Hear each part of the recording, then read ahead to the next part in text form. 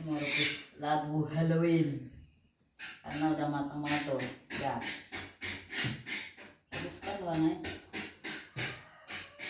Ini bisa dibikin talam ubi loh, talam ke talam.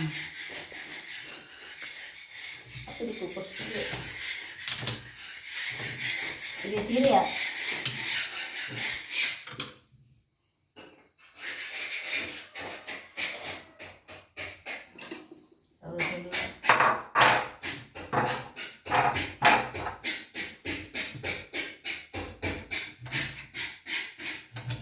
Ada yang kecil dan gede-gede.